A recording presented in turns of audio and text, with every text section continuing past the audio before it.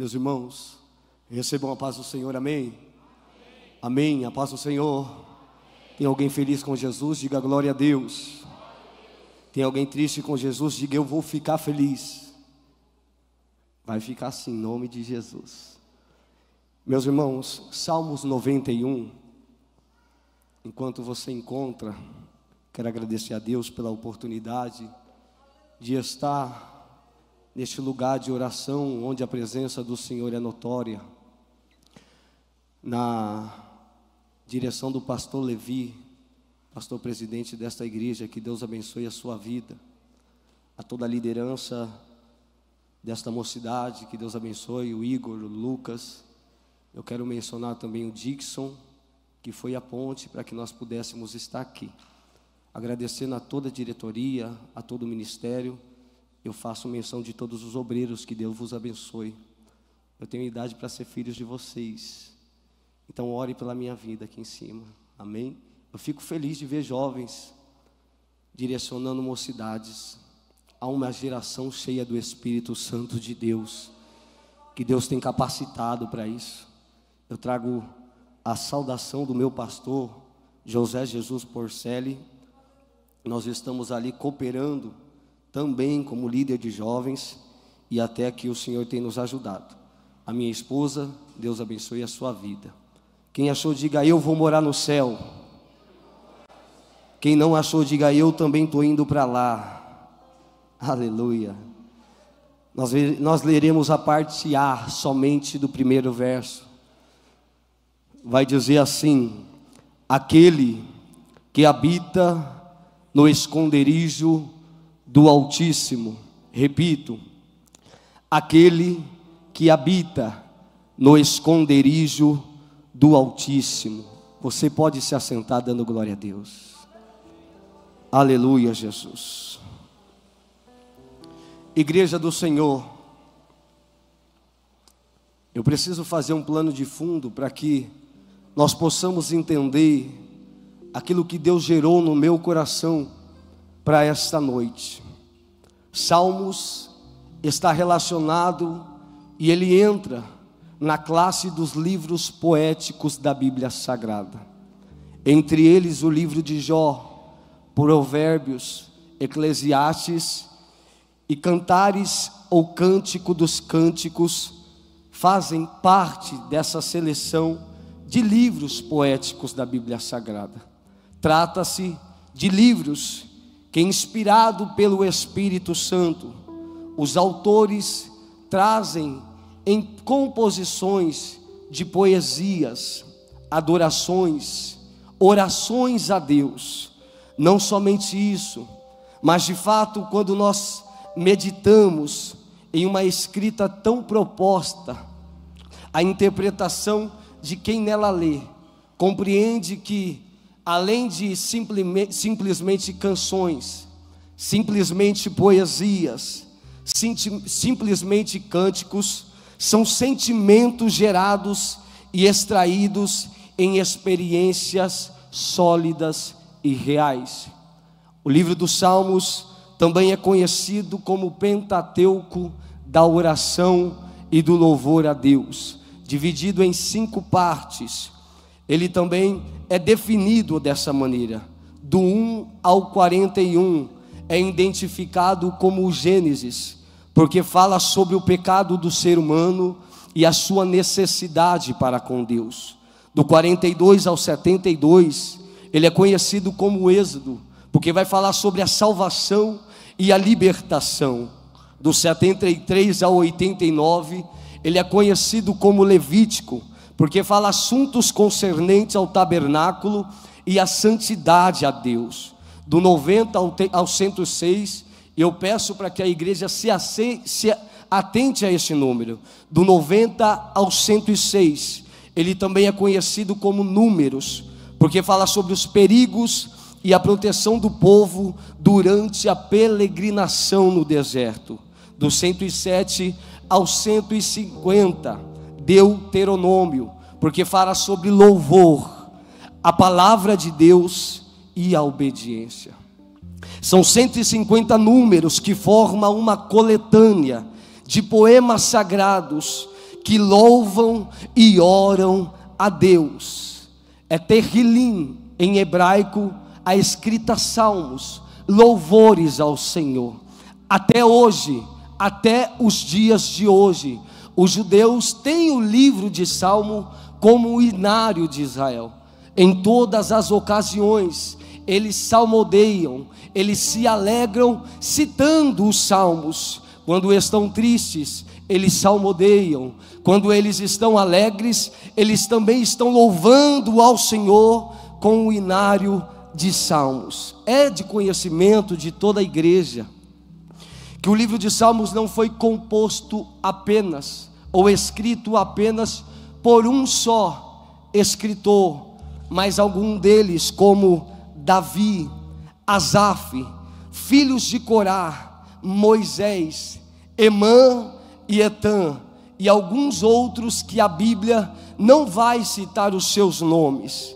Há quem atribui os Salmos 91 ao rei Davi, e sem sombra de dúvidas, há um cuidado de Deus para com a vida de Davi. É notório, é visível, Deus cuida, Deus guarda e Deus provê sim a Davi. Mas a Bíblia não cita, a epígrafe do texto não está dizendo quem foi o escritor, apesar de vir após um salmo de Moisés, Salmos 90.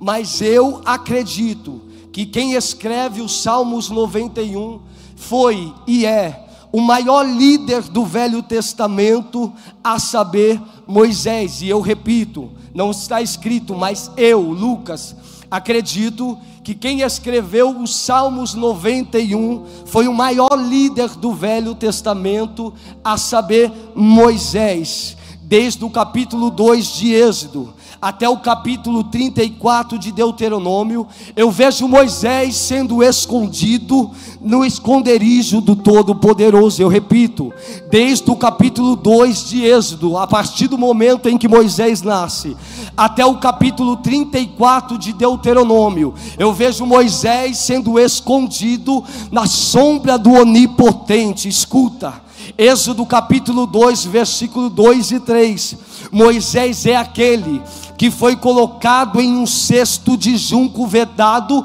com piche e betume, porque o decreto de Faraó na época era que todas as crianças recém-nascidas do sexo masculino viessem ser mortos. A ordem de Moisés é: matem todas as crianças, seja ela do sexo masculino, na hora do parto. Moisés vai nascer, Deus coloca um temor no coração das parteiras. Moisés nasce, Moisés é escondido pela sua mãe durante 3 meses. Moisés está escondido, mas está crescendo. Moisés está escondido, mas está crescendo. Moisés está escondido, mas está crescendo. Moisés é projeto de Deus e não morre. Moisés é projeto de Deus e não morre. Você conhece o texto?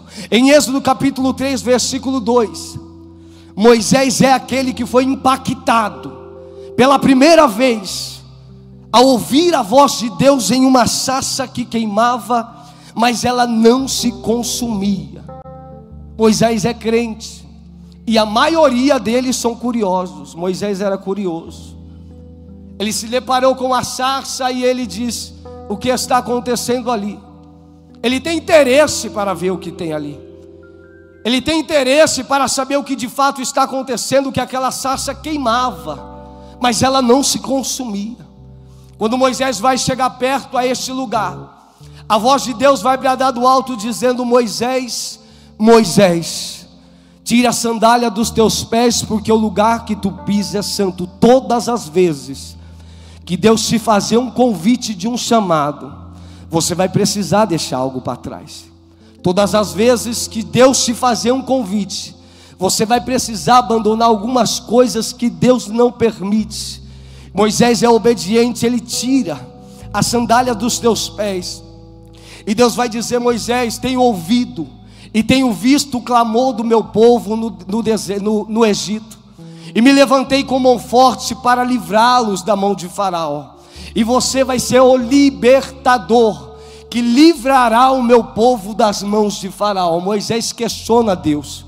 Moisés indaga a Deus falando: Senhor, eu não sei falar. Senhor, eu sou gago. Mas Moisés mesmo assim não tem para onde correr, porque Deus dá a ordem, e a ordem dada ela tem que ser cumprida. Moisés ele aceita e diz assim: Senhor, a questão é, quando eu chegar lá, quem eu direi que me enviou? Oh glória. E Deus vai dizer desta maneira: quando você chegar lá, você vai dizer que o Yahvé, Yasher, Yahvé te enviou. Eu sou aquilo que você precisa que eu seja.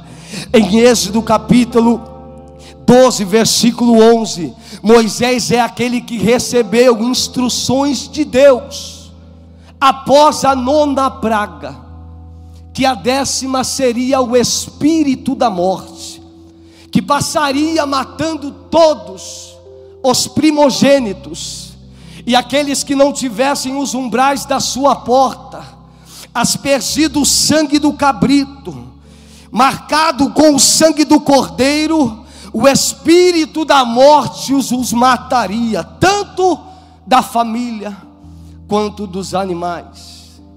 Moisés ele é obediente, ele é o líder que escuta a voz de Deus, e normalmente ele escuta a voz de Deus e ele dá o recado ao povo. O povo também é obediente, porque povo obediente escuta a voz do líder que escuta a voz de Deus. Eles vão fazer a seguinte maneira: vocês vão pegar o cabrito, se a família for grande, vocês matem, comem esse cabrito.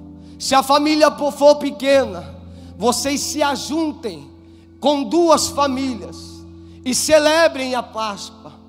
Matem o cordeiro, e o sangue do cordeiro, o sangue do cabrito, marca nos umbrais da porta da casa. Tem sangue do cordeiro na tua casa? Tem sangue de Jesus na tua casa?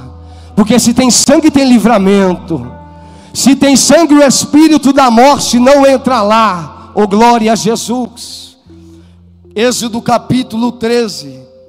Moisés é aquele que ao decorrer de toda a trajetória no deserto, desfruta dos cuidados e da proteção de Deus.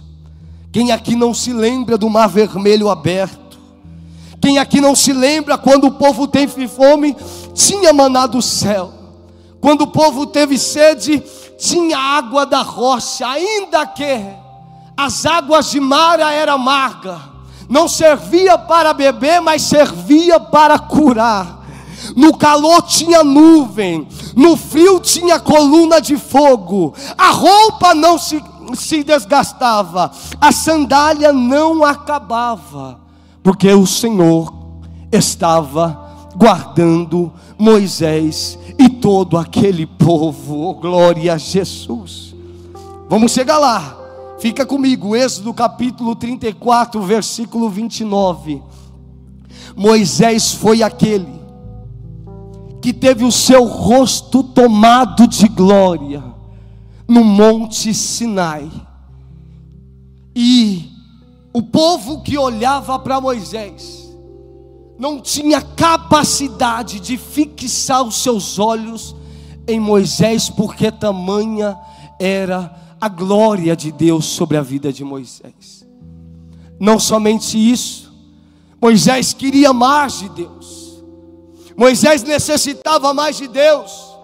Moisés queria tanto de Deus que aquilo não foi o suficiente, a ponto de Moisés olhar para Deus e falar: Deus, eu quero ver o Senhor de perto, eu quero conhecê-lo de perto. E Deus fala: Moisés, não tem quem vê a minha face e sobrevive, mas faz o seguinte, Moisés, entra na fenda daquela rocha, e quando eu passar, você olha pela fenda da rocha, e você vai ver a minha misericórdia. Escuta, Moisés tem autoridade para escrever os Salmos 91. É por isso que eu acredito que é Moisés quem dita esse texto, e eu vejo ele escrevendo: aquele que habita no esconderijo do Altíssimo. Oh, glória a Jesus, eu sinto Deus nessa palavra. Mas escuta, o Salmos 91, ele parte de uma série de promessas, de cuidado, de proteção e de provisão de Deus. Repito, o Salmos 91 parte de uma série de cuidado da parte de Deus, de provisão da parte de Deus e de proteção da parte de Deus. Porém, perceba que o salmista vai trazer uma proposta no verso 1, de uma seleção de quem de fato habita nesse esconderijo. É porque nós lemos o texto com tanta rapidez. Se eu pedir para qualquer membro desta igreja citar os Salmos 91 por completo de cor, ele não precisa nem abrir a Bíblia, pastor. Mas nós precisamos meditar de fato o que o texto está dizendo, e ele me aplica uma verdade que muitas das vezes passa batido aos nossos olhos. Ele vai dizer no verso: quem é que desfruta dos benefícios de estar escondido nesse esconderijo? O salmista está nos dando a entender que existe uma seleção. Alguém, um sujeito que por algum motivo ele decidiu. Isso mostra a identidade de alguém que de fato habita nesse esconderijo. Existe alguém no texto que se destaca. Aquele não tem nome, mas tem referência como aquele. Não tem nome, mas por algum motivo ele se destacou. Não tem nome, mas por algum motivo ele é escolhido, sendo esta a ocasião que ele se difere daqueles que não habitam. É duro dizer isso aqui, é difícil dizer isso, porque quantas das vezes, meus irmãos, nós vamos na casa de alguém, ou entramos em um consultório, ou entramos em um escritório, e nós nos deparamos com um criado mudo, ou nós nos deparamos com um aparador, e em cima desse criado mudo, em cima desse aparador, existe uma Bíblia lá. Essa Bíblia está aberta, e quando nós vamos ler o texto que ali está escrito, é maioria das vezes o Salmos 91 que está aberto. Mas a questão é, a palavra por si própria, ela tem poder? Tem poder. A palavra por si própria, ela se garante? Ela sim se garante. Mas existe uma necessidade de vivermos a palavra de Deus. Não adianta nós abrirmos elas lá na nossa casa e deixar aberta. Não. Nós precisamos entender que nós precisamos decidir viver ela. Precisamos decidir entrar nesse esconderijo. Precisamos decidir permanecer, habitar nesse esconderijo. Oh, glória a Jesus. Por quê? Porque muitos acham que é somente o falar da palavra, o abrir da palavra. E não, jovens que me ouvem aqui, eu tenho lidado com jovens há mais de 8 anos, se for contar todo o tempo que estou a liderar. E nós vemos, graças a Deus, jovens comprometidos com a palavra do Senhor, que não têm deixado se desviar pelas coisas deste mundo, que não têm deixado se afetar pelo sistema já corrompido do maligno, mas têm se desgastado na presença do Senhor, meditando na palavra de dia e de noite, de dia e de noite, de dia e de noite. Mas o salmista está dizendo, há algumas preferências a ser tomada, há algumas prioridades a serem decididas, e a primeira dela é decidir. Decidir o quê? Entrar no esconderijo do Altíssimo. A decisão é sua. Decidir fazer parte desse cuidado do Deus poderoso. Decidir entrar para viver o sobrenatural de Deus, a glória do Senhor, experiências que ainda você não teve. Decida entrar debaixo do Todo-Poderoso. Além de decidir, nós precisamos permanecer, porque a palavra do Senhor está dizendo: aquele que habita no esconderijo do Altíssimo, aquele que habita no esconderijo do Altíssimo. Nós decidimos, né? Tantos de nós decidimos. Decidir é fácil. Eu vou fazer. Amanhã eu faço. Eu vou aceitar Jesus como o meu único, suficiente Salvador. Eu vou mudar de vida. Mas nós procrastinamos. Nós deixamos para o amanhã e o amanhã nunca chega. Mas tá bom, nós decidimos. Mas agora nós precisamos entrar. Entrar já é um pouco mais difícil, mas nós entramos. De vez em quando nós aparecemos. De vez em quando nós oramos.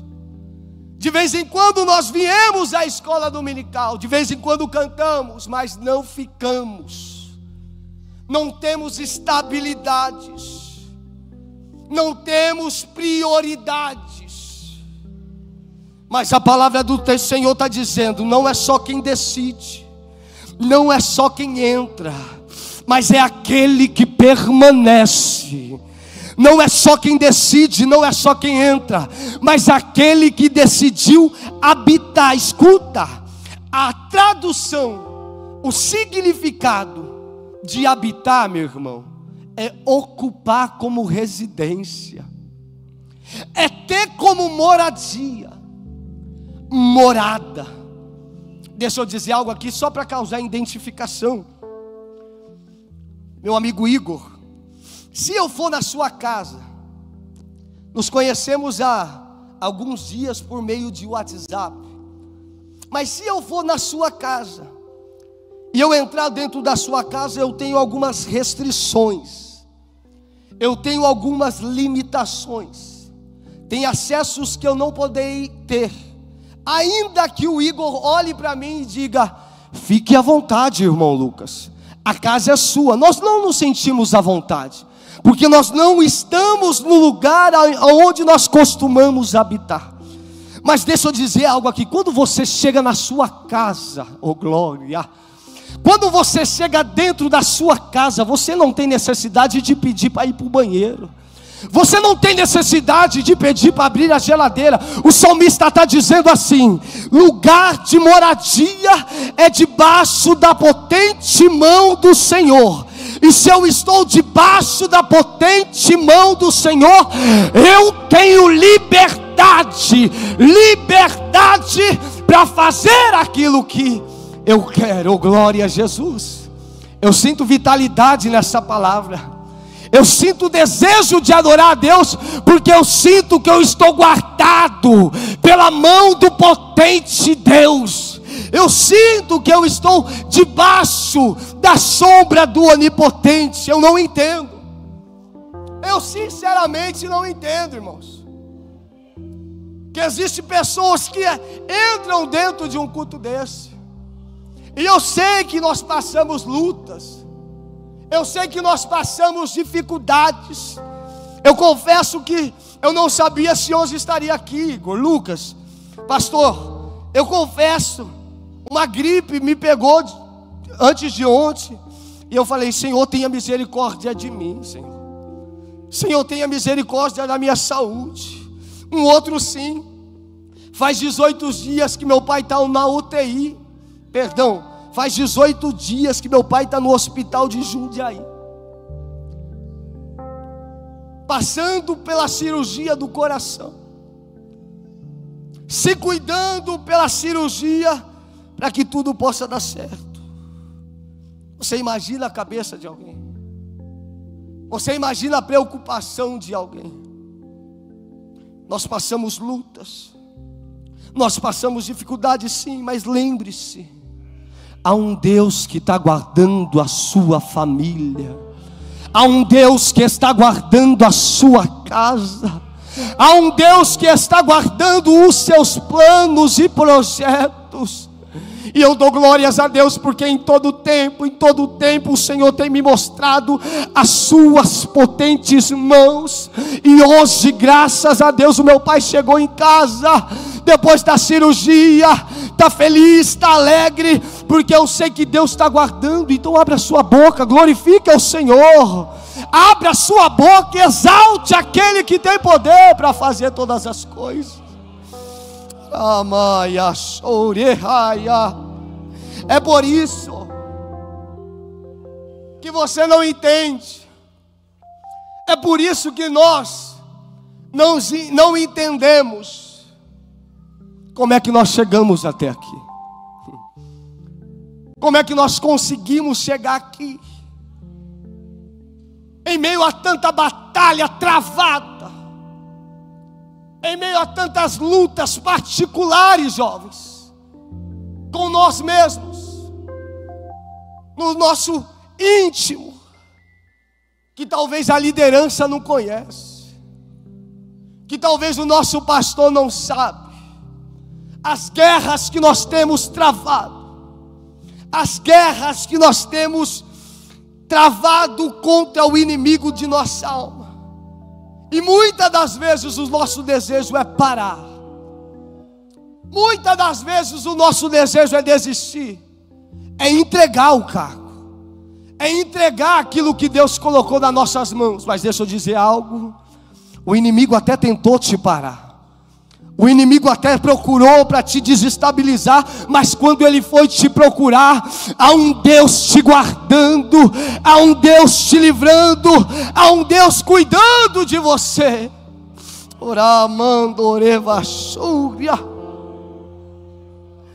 Eu sei que há algumas pessoas que têm depositado a sua confiança em outras coisas.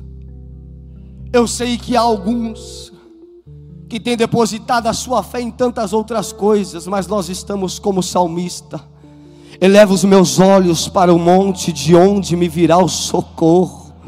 O meu socorro vem do Senhor que fez os céus e a terra. Eu continuo com outra: uns confiam em carros, outros confiam em cavalos, mas nós faremos menção do nome do nosso Senhor Jesus Cristo. Escuta, Ele dá quem é que habita nesse esconderijo. Ele vai dizer as características que precisa para habitar nesse esconderijo. Nós já falamos sobre isso, decidimos, entramos e permanecemos. Mas agora, o salmista vai nos dar o nome. Que nome é esse, irmão Lucas? Esconderijo do Altíssimo. Ele dá quem? Ele dá o nome, mas ele não dá onde é. Ele não fala a localização. E posso dizer algo para vocês aqui? Quando eu vim para cá, eu sou da cidade de Americana, deu 25 minutos. Eu coloquei lá no GPS: Igreja Assembleia de Deus, Ministério do Belém, Igreja Sede. E acá estamos nós, direcionados. Mas se eu te perguntar, onde é que fica o esconderijo do Altíssimo? Aonde é que está esse esconderijo? Oh glória. Joga no GPS aí, irmão. Não se trata de uma geografia terrena.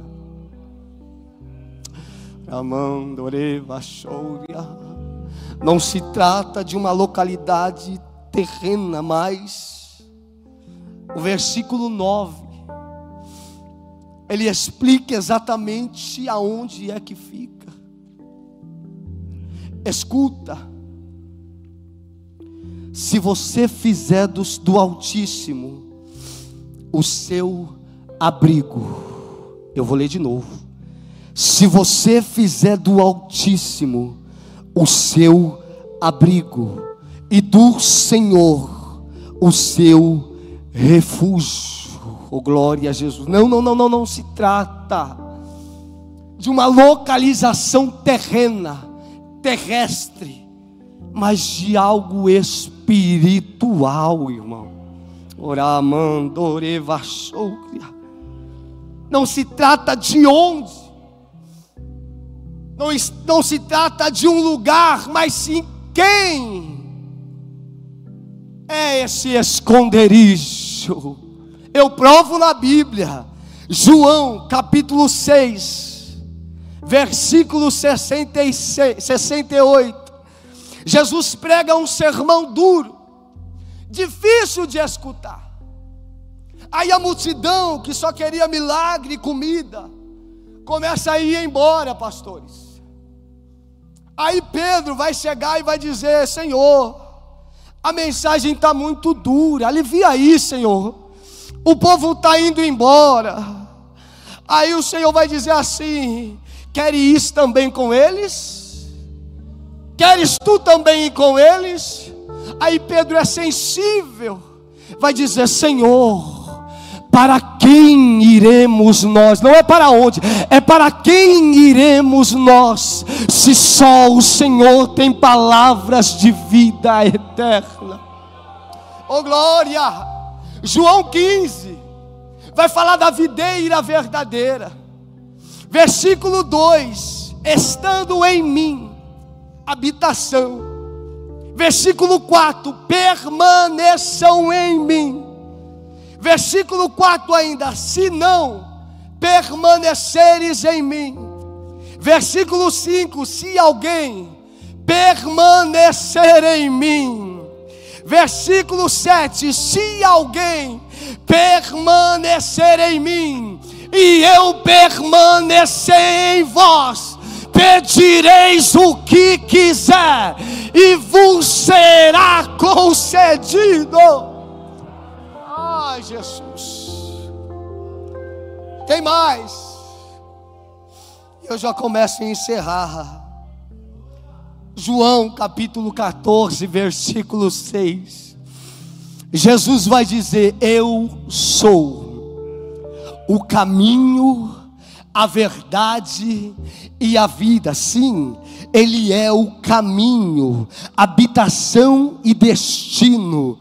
Ele é a verdade, habitação na palavra, e Ele também é a vida, habitação na vida eterna. Tem mais, João capítulo 14, versículo 3: e quando eu for e preparar lugar, vos levarei para o céu. Não, vos levarei para mim, para que aonde eu estiver, estejais vós também. Ele está falando assim: que minha segurança me leve para a sua casa, que minha segurança me leve para a sua faculdade, me leve para dentro da sua escola, porque lá será o lugar de habitação. Oh Jesus. Mas a verdade é, tenho 10 minutos,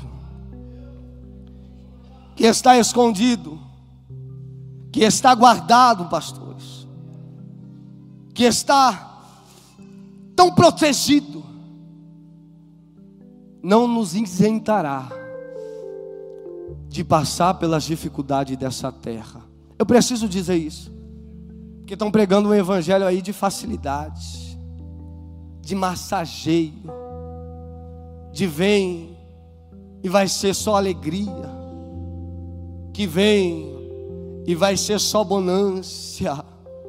Mas eu ainda louvo a Deus pela Assembleia de Deus do Ministério do Belém, meus pastores, que tem prezado pela palavra de Deus e ela por a sua própria verdade. Vai ter dificuldades, vai ter problemas, vai ter as suas fragilidades, mas e aí? Vai parar na caminhada? Vai desistir? Vai desistir mesmo? Vai entregar os pontos para o seu inimigo? Deixa eu te lembrar de algo que vai fazer você continuar. Um homem, na sua totalidade humana, tinha tudo para desistir.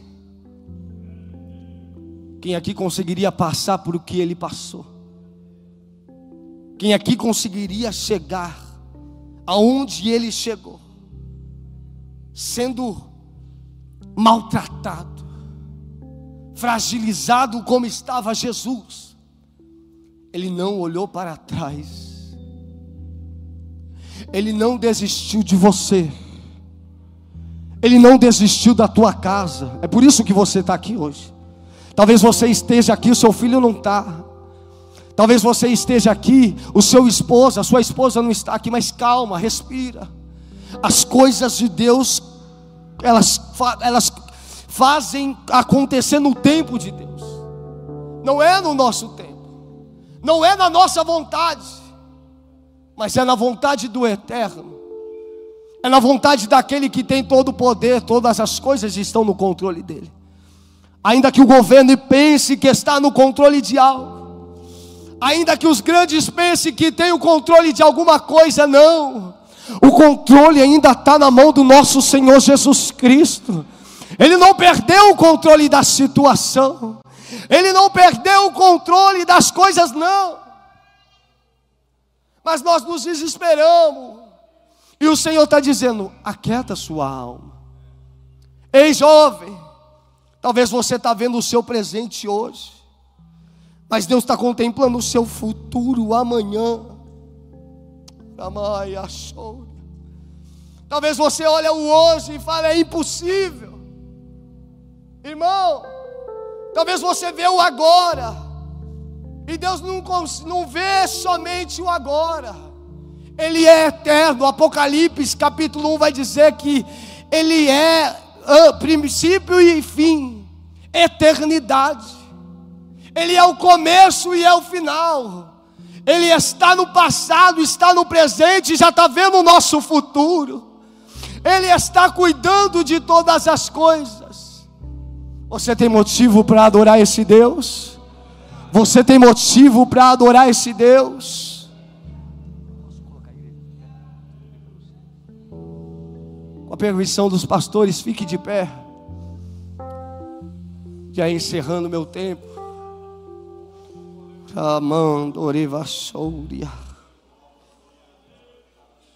Oh Espírito Santo de Deus,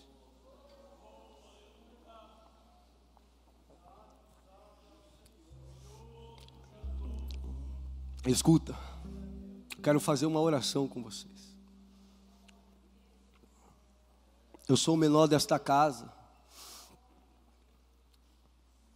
Um dia eu estive aqui, pastor Levi, congresso da Almighty Clean. Quem cantou aqui foi o, não sei o que, Messias, esqueci o nome dele, lá de São Paulo. Que congresso lindo. Quem pregou foi uma moça, estava sentado ali. E um dia eu falei: Senhor, que igreja maravilhosa, que igreja linda. Parabéns, pastor. Mas nós que somos iniciantes da fé, eu falo em questão de ministério, palavra, nós sonhamos alto. Jovens, nós sonhamos alto.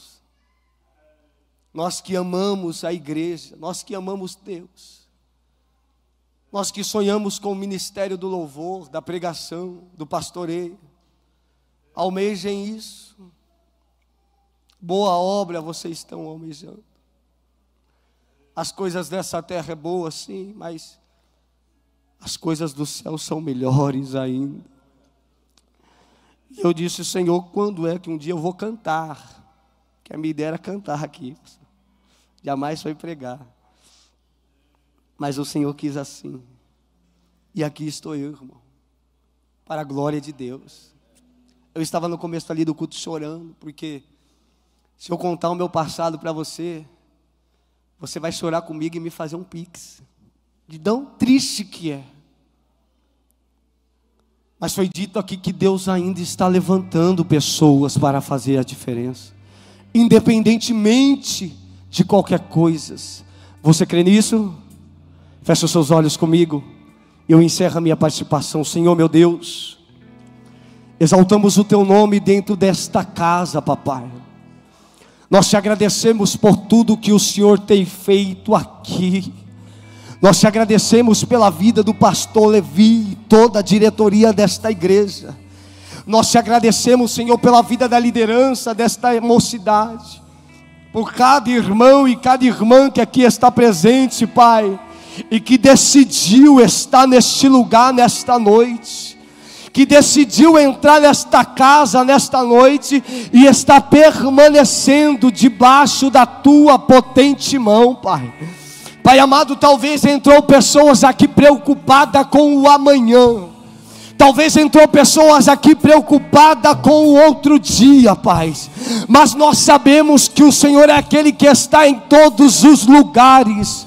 Nós confiamos que o Senhor é aquele que peleja as nossas guerras e guarda as nossas causas, Jesus. Eu oro, meu Deus, para que o Senhor continue protegendo esta igreja, protegendo esta membresia e guardando a cada um que aqui faz parte, meu Deus. Pai amado, se entrou alguém aqui enfermo, Senhor, que pelo poder da Tua palavra, Jesus, possa sair daqui curado, meu Deus. Amado Senhor Jesus Cristo, eu creio, Pai, que o poder da Tua palavra tem poder para libertar da depressão, tem poder para libertar da opressão, tem poder para libertar, Senhor, do complexo de inferioridade, e o espírito da morte não vai nos alcançar, o espírito ebaia da gastúbia não vai nos alcançar, porque nós estamos debaixo do Seu esconderijo. E assim eu agradeço a minha oportunidade, em nome de Jesus.